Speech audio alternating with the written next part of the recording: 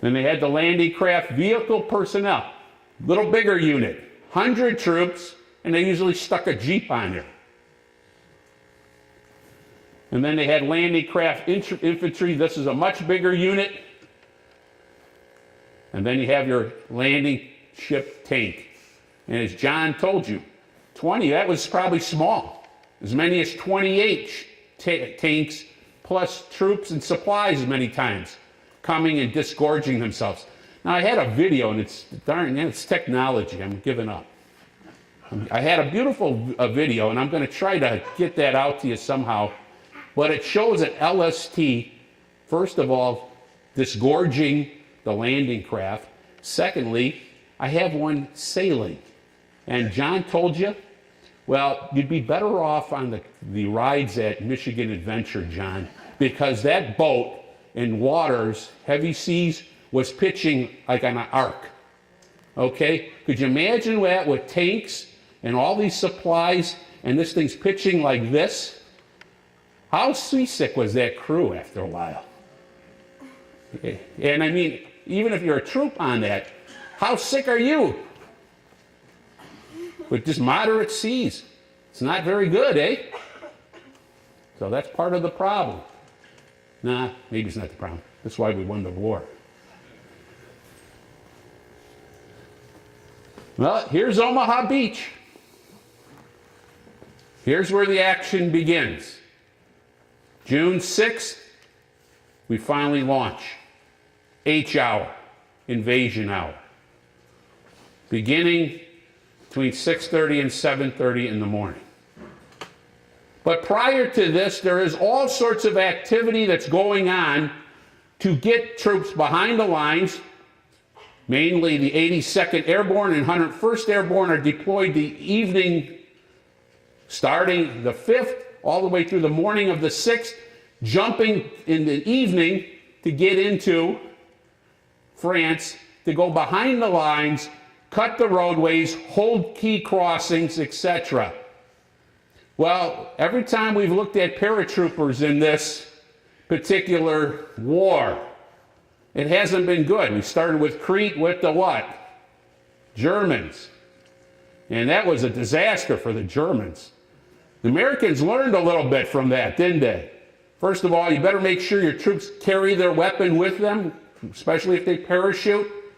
Because first of all, they can't be looking around for the box that you dropped. Because that box may be in the trees, and you've got a bunch of guys that are going to be simulating shooting sounds with their fingers. That doesn't stop anybody, right? So you carry your weapon. They also made adjustments the way the parachute was harnessed to the man.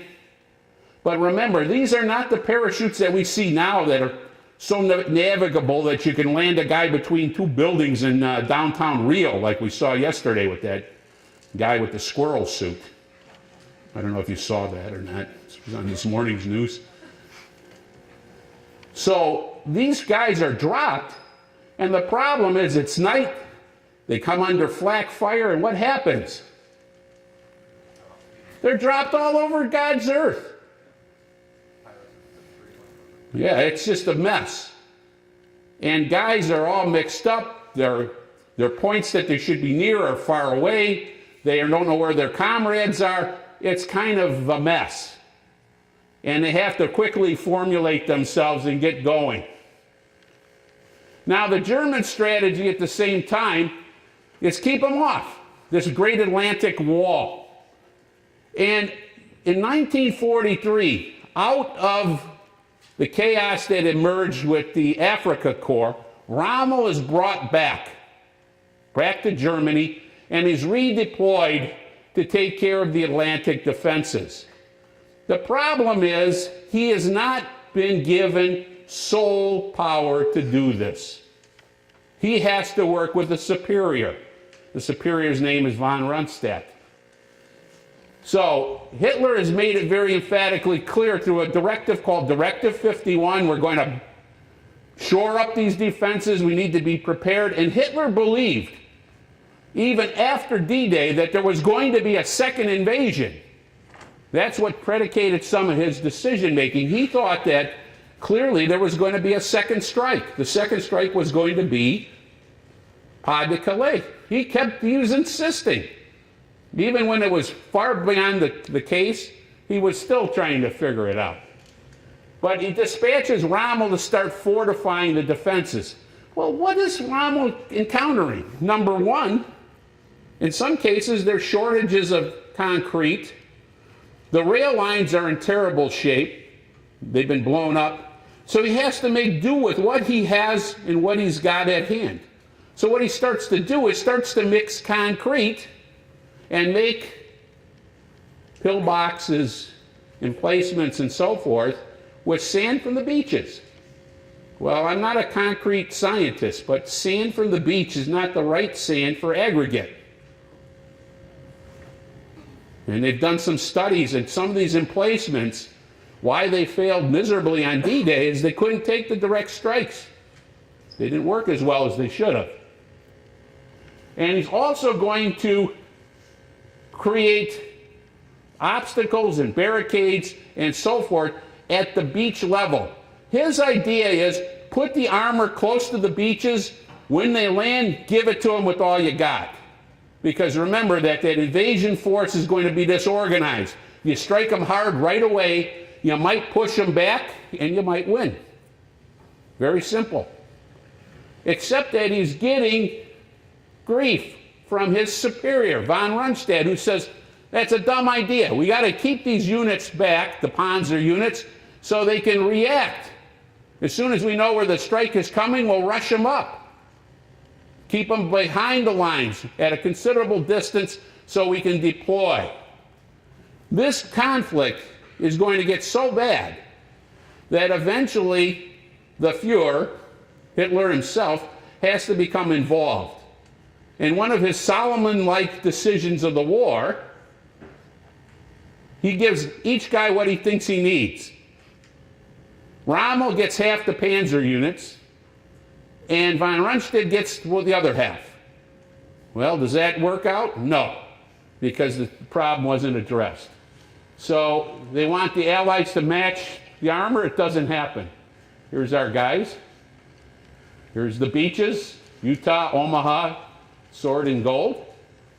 And here's the obstacles that I'm talking about. This is kind of a cross-section starting from a considerable distance out.